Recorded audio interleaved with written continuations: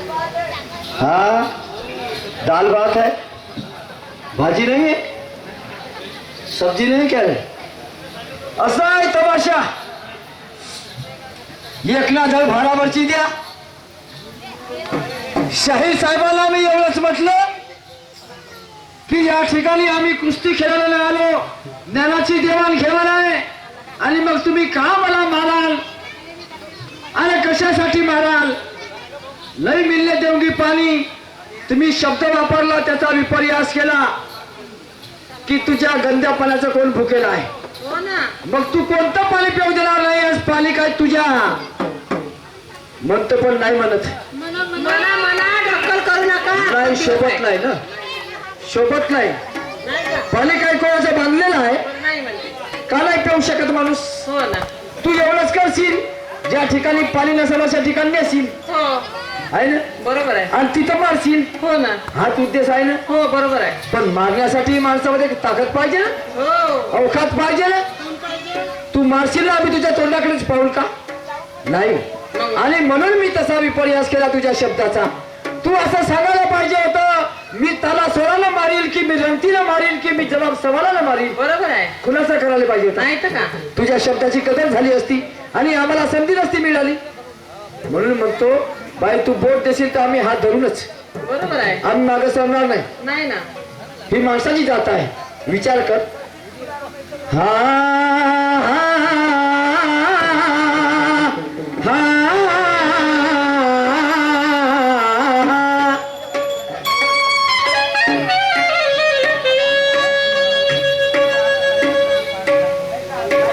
मधुर वचन दवा मरहम बने, कटुक वचन चला है तीर, तो शब्द प्यार के मीठे जीवन का सार कह गए दास कबीर. सही बात है मैडम जी. महाकाळ बसला हो कीर्तनी, महाकाळ बसला कीर्तनी, अनंत कळे अर्थाची कळली, अरे घुबल पाय चवीकडे आणि हरीचे पोवाडे. काम म्हणायचं आहे, जास्तीचं बोलायचं काही काम नाही आहे. लोक तेवढे समजदार आहेत, लोक समजू शकतात आमची भाषा.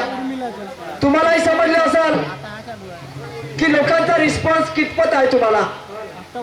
मी असं म्हणत नाही तुम्हाला कमजोर समजत नाही, कारण माझे गुरुजी म्हणतात, दुश्मन चाहे कितना भी छोटा हो उसे कमजोर मत समझना और अपनी औकात देखे बगैर किसी से मत उलझना. सही बात है. आम्ही आपल्या औकातीला पाहतो, नंतरच कोणाची वाद घालतो. फुकटचा वाद घालत नाही, आणि तो फुकटचा वाद घालणं आमच्याला होतही नाही. आमच्या गुरुजीने आम्हाला असं शिकवलंच नाही.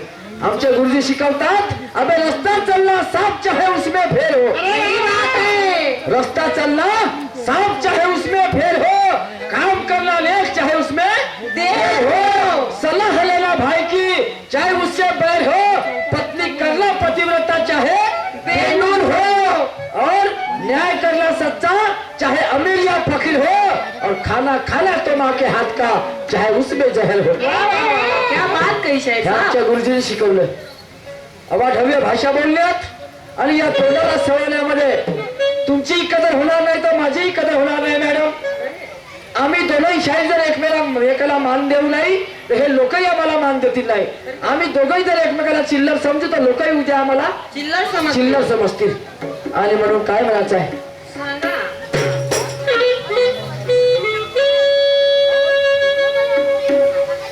सन्माननीय आयोजक आणि संयोजक या कार्यक्रमाचे राष्ट्रीय अध्यक्ष बहुजन मुक्ती आंदोलन संघटन, या संघटनेचे राष्ट्रीय अध्यक्ष आणि आजच्या कार्यक्रमाचे आयोजक सन्माननीय डोंगरे साहेब यांचं मत आहे.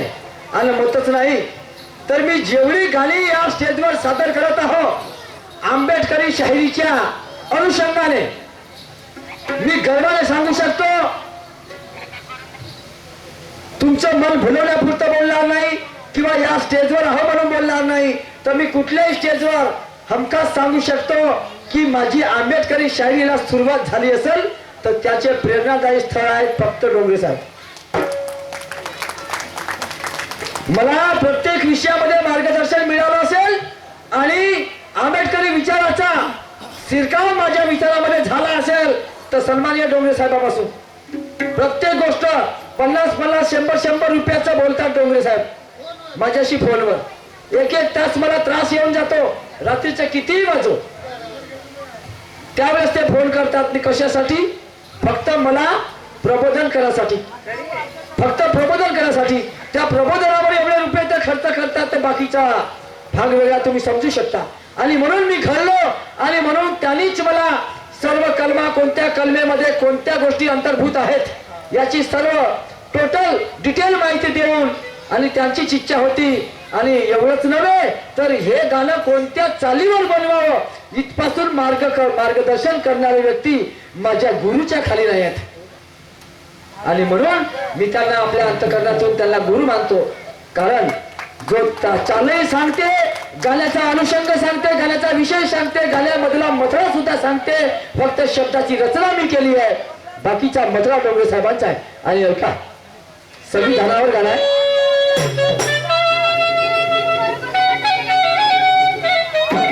एक राष्ट्रगीतावर चाल आहे. कर चले हम फिदा रजाल कल साथियों, कर चले हम फिदा जलतल साथियों, अब तुम्हारे हवाले वतन साथियों, कर चले हम फिदा जलतल साथियों, अब तुम्हारे हवाले वतन साथियों.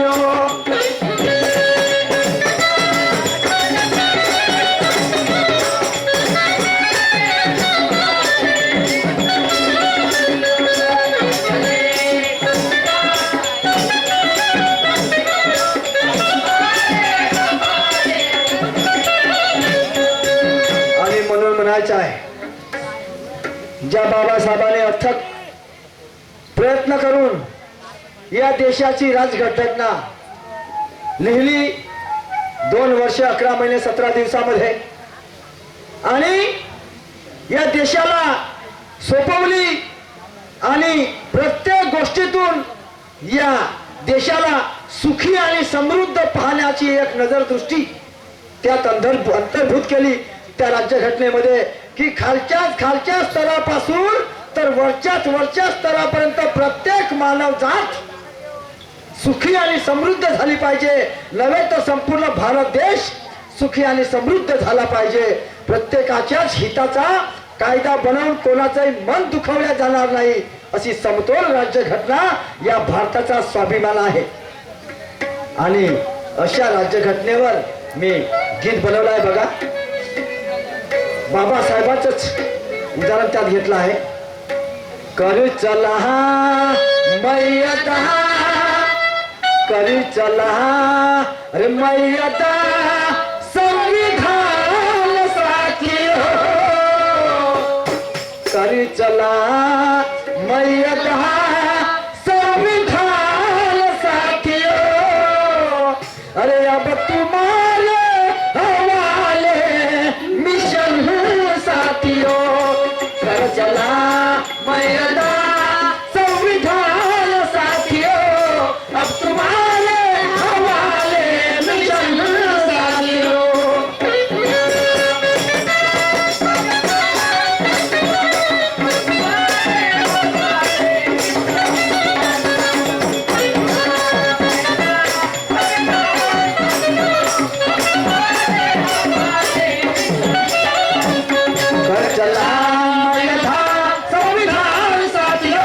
कर चला मैयदा संविधान साथियों, अब तुम्हारे हवाले मिशन साथियों, कर चला मैयदा संविधान साथियों, अब तुम्हारे हवाले मिशन साथियों.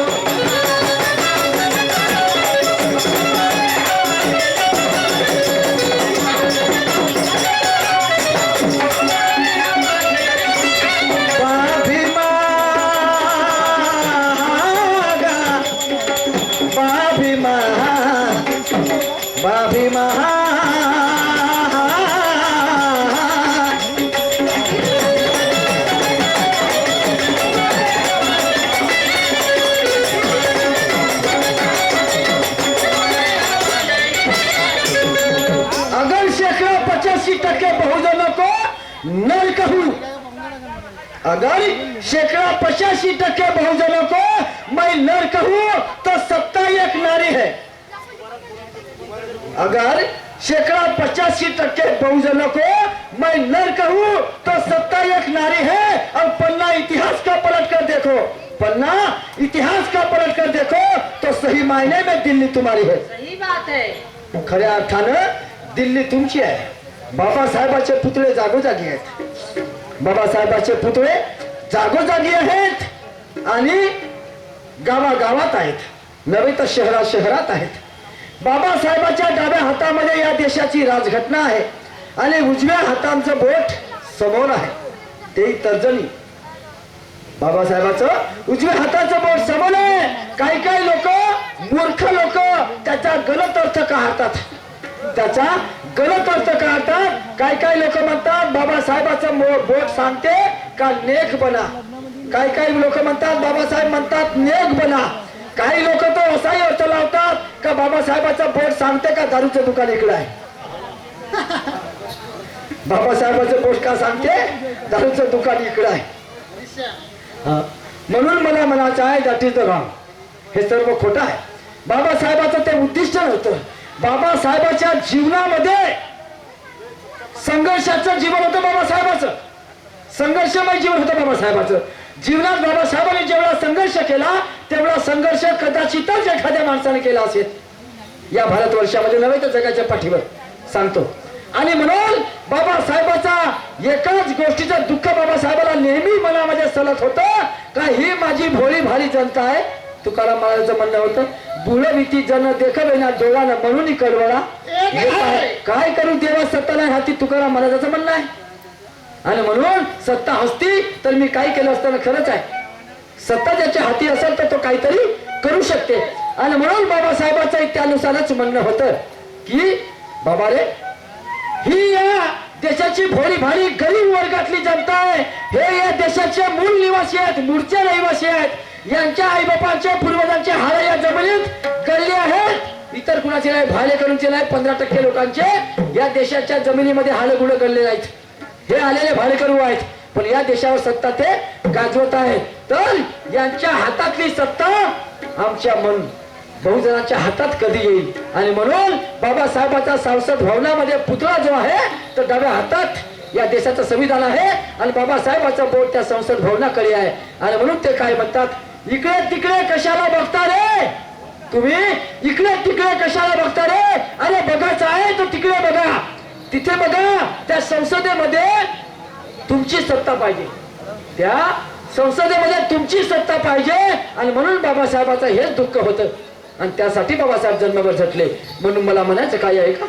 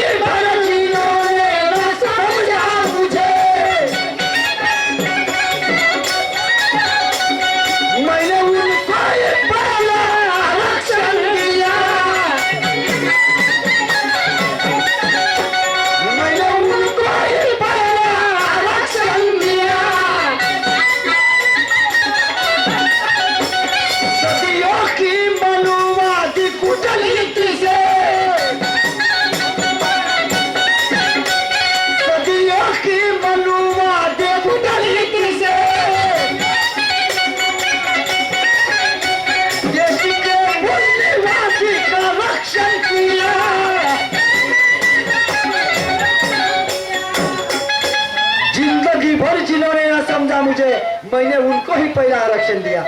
बाबा साहेब म्हणतात जिंदगी भर जिन्होंने ना समझा मुझे, मैंने उनको ही पहला आरक्षण दिया और सदियों की मनोवादी कूटनीति से देश के मूल निवासी का रक्षण किया। अब आजादी का मानो जश्न साथियों, जेव्हा आम्हाला स्वातंत्र्य खरं मिळालं, 26 जानेवारी 1950 पासून आम्ही खरे स्वातंत्र्य झालो, कायदेशीर स्वातंत्र्य झालं. मात्र मनोवैज्ञानिक दबाव आमच्यावर अजूनही आहे, मनोबलाचा दबाव आमच्यावरती अजूनही आहे. आणि शासन ज्यांच्या हातामध्ये आहे ते बोटावर मोजण्यासारखे आहेत, ते बोटावर मोजण्यासारखे आहेत.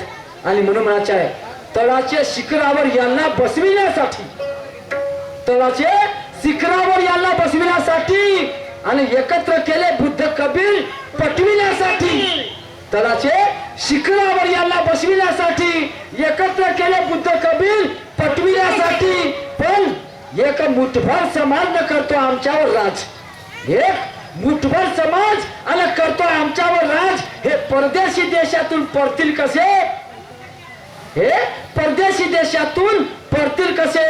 वारे वारे समाज चौकडे चाराज, स्वप्न बाबाचे पूर्ण हे करतील कसे, स्वप्न बाबाचे पूर्ण हे करतील कसे. आणि म्हणून म्हणतो बांधवानं, आपण जाती कमालो जशन साथियो, अरे अब तुम्हारे हवाले मिशन साथियो, करजला संविधान साथियो, अब तुम्हारे हवाले मिशन साथियो.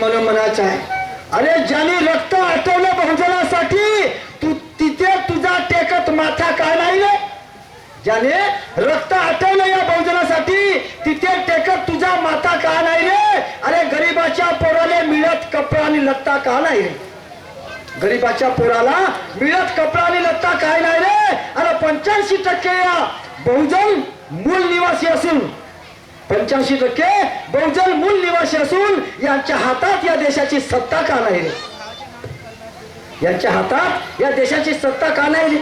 आणि म्हणून ह्याच गोष्टीचं दुःख बाबासाहेबांना नेहमी सरत होतं की या बहुजनांच्या हाती या देशाची सत्ता पाहिजे. बांधवांनो, याचा विचार तुम्हाला करायचा आहे. आणि म्हणून प्रत्येक माणसाला जागृत व्हायचं आहे. आणि प्रत्येक माणूस तळागाळातला गरीब अमीर कोणीही असो, लखपती असेल, धनवान असेल, करोडपती असेल, डोंगरे साहेबाच्या ठिकाणी त्याचा भेदाभेद नाही. तळागाळातला असेल, झोपडीत राहणारा असेल त्यालाही येऊन बसा, महालात राहत असेल त्यालाही येऊन बसा, सरकारी नोकर असेल त्यालाही येऊन बसा, प्रायव्हेट कंपनीमध्ये काम करत असेल मजूर वर्ग त्यालाही येऊन बसा. आणि लाख 2-4 लाख रुपयाचा खर्च करून या सर्वांना समाज प्रबोधन झालं पाहिजे. आम्ही होतो कोण, आमचा इतिहास काय होता, आमचे पूर्वज कोण होते, आम्ही काय आहो, कोणत्या स्थितीत आहो, या सर्वावरती प्रकाश शाहीर लोक टाकतील किंवा इतर जे कोणी प्रबोधन कार्य येतील ते टाकतील, असा उद्देश मनाशी धरून एवढा मोठा खर्च ते उचलत आहेत. याचं काहीतरी सार्थक झालं पाहिजे. हे आमच्या कलाकारांची जबाबदारी आहे, ही आमच्या कलाकारांची जबाबदारी आहे. ज्या उद्दिष्टाने कोणी बोलवतो तर त्याचं उद्दिष्ट सफल झालं पाहिजे. मीनं एक पाहुणा आपल्या घरी बोलवला, असं वाटलं का हा 2 घास मात घरी जेवण करेल आणि आपल्या गावाला सांगत जाईल का पुरुषोत्तम भाऊनं चांगलं जेवण वाढलं, पुरुषोत्तम भाऊनं चांगलं जेवण वाढलं, मा चांगला सन्मान केला. पण लेकानं त्याला काय केलं, येता येताच पावपट ठेवून घेतली. का केलं, येता येताच पावपट ठेवून गेली ना, माया सप्पा खाण्याचा सत्यानाश करून टाकला. तर त्याचं कसं नाव घेऊ मी, नाही त्याचं कसं नाव घेऊ. म्हणून डोंगरे साहेब ज्या उद्दिष्टाने आम्हाला बोलवतात तर त्यांचं उद्दिष्ट सफल करणं, सार्थक ठरवणं हे आमच्या सारख्या कलाकाराची जबाबदारी आहे. आणि म्हणून मी काय म्हणतोय का,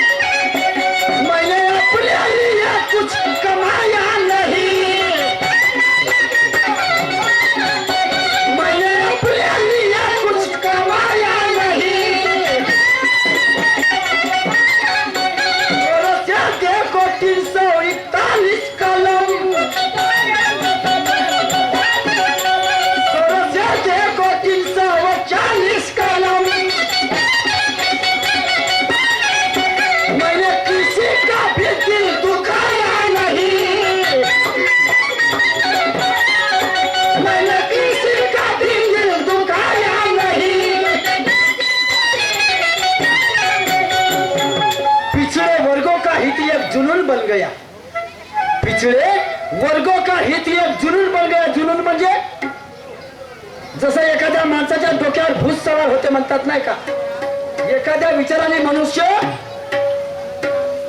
ग्रस्त होते, त्या विचारामध्ये मग्न होते, मला हे काम करायचं म्हणजे करायचं. निर्धार, जुनून म्हणजे निर्धार. बाबासाहेबांनी निर्धार केला. पिछड़े वर्गों का, पिछड़े वर्ग म्हणजे ओबीसी, अदर बैकवर्ड क्लासेस. पिछड़े वर्गों का हित ये जुनून बन गया, मैंने अपने लिए कुछ कमाया नहीं. गौर से देखो 340 कलम, मैंने किसी का भी दिल दुखाया नहीं. बाबासाहेबांना घटनेमध्ये कोणत्याच बहुजनाच्या बांधवाचं मन दुखू दिलं नाही, त्याच्या अंतकरणाला ठेच नाही पोहोचली बाबासाहेबांना. आणि म्हणून खूप विचार आला. सर्वप्रथम 52% ओबीसीना बाबासाहेबांना 340व्या कलमेमध्ये आरक्षण दिलं. त्यांना माहिती होतं 15% लोक या देशाचे, आज भारतापुरता विचार केला तर हे 15% मनुवादी, जागतिक विचार केला तर फक्त 3.5% आणि आम्ही 96.5%.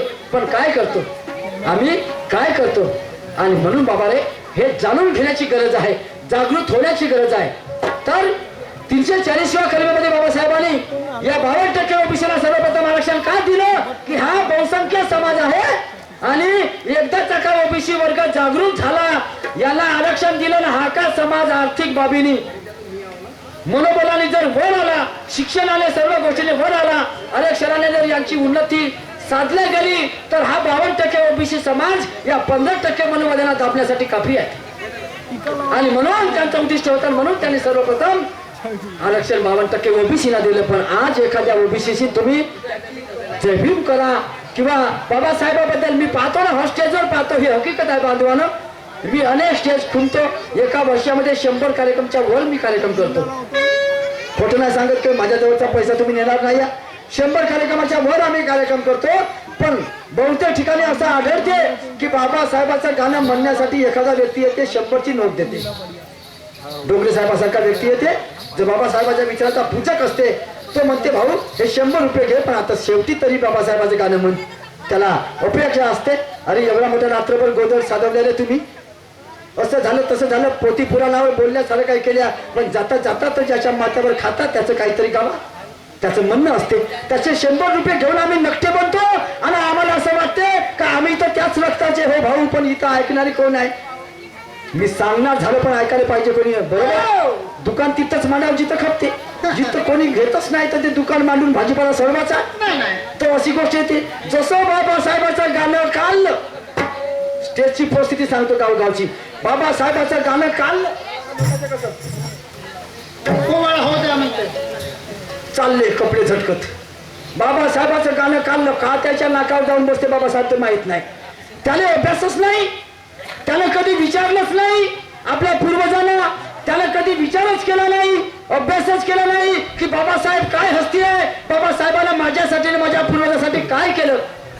बाबासाहेबाचा शब्द काढता बरोबर आजी गाणं तर सोडा, पण नुसता शेर जरी म्हणला बाबासाहेबाचा तर लागले ढुंगण झटकाले. हा बस अर्धा पेंडल तर आपोआपच खाली होते, राहिले सूर्य एखाद्या कडव्यात पुन्हा खाली होते. 2-4 लोक राहते कोणत्याही गावले, काही काही गावले का नाही असेही लोक राहते ज्याची हद नाही आहे. बहुतसे लोक, त्या दिवशी मोठे गावला गेलो चंद्रपूर जिल्ह्यामध्ये, 150 घरं त्या गावामध्ये आमच्या समाजाचे, बौद्ध समाजाचे. असा समाज गोळा झाला आणि सारे BSPचे कार्यकर्ते मिळाले आणि अशी आंबेडकरी शायरी त्या ठिकाणी मला सुरुवातीपासून करण्याचा चान्स आला. मी स्वतःला धन्य समजलो. त्या मास्तर लोक सुद्धा मला भेटायला आले. बाईसोबतच तमाशा होता, बाईला माहिती आहे. पण मी जेव्हा पेंडलमध्ये आपला स्टेज सोडून जात होतो आपला राऊंड करून, मला कमीत कमी 25 लोक दर राऊंडला भेटायला यायचे की आमच्या एरियामध्ये असा शाहीर नाही आला म्हणे. आणि माई धुकून फुकून होय, मी अशी शायरी करीत तर उद्या मला म्हणतात कारण नाही. म्हणजे एक सांगून आलो ही परिस्थिती जागोजागची आहे, पण नाही, हा विचार माणसाला मातून काढून फेकून दिला पाहिजे. जाणीव करा, अभ्यास करा, जाणून घ्या, तुमचा इतिहास जाणून घ्या, कोण माणसाचे कर्तव्य आमच्यासाठी काय होते, त्याला आमच्यासाठी काय केलं, तेव्हा तुम्हाला त्याची कदर होईल. आणि म्हणून म्हणायचं आहे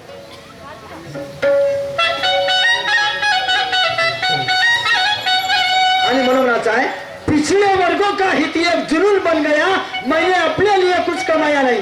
गौर से देखो 340 कलम, मैंने किसी का भी दिल दुखाया नहीं. अपने भविष्य को कर लो अरे रोशन साथियों. तक हम अंधेरे में जीते आए, आज तक हम अंधेरे में जीते आए। अब हमें प्रज्ञा सूर्य मिल गया, हमें प्रज्ञा सूर्य मिल गया, जिसका हमें उजाला तो मिलता है, उजाले के साथ साथ ज्ञान भी मिलता है, दोनों मिलता है। उजाले के साथ साथ ज्ञान भी मिला और उजाला भी मिला। अंधकार हमारा दूर हुआ, अन्याय अत्याचार दूर हो गए। लेकिन जब तक हम जागरूक रहेंगे तब तक कोई माई का लाल हम पे अन्याय नहीं कर सकता। आणि म्हणून म्हणायचं आहे, अपने भविष्य को कर लो रोशन साथियों, अरे अब तुम्हारे हवाले संसारियों, कर कलाम मैदान संविधान साथियों, अब तुम्हारे हवाले मिशन साथियों।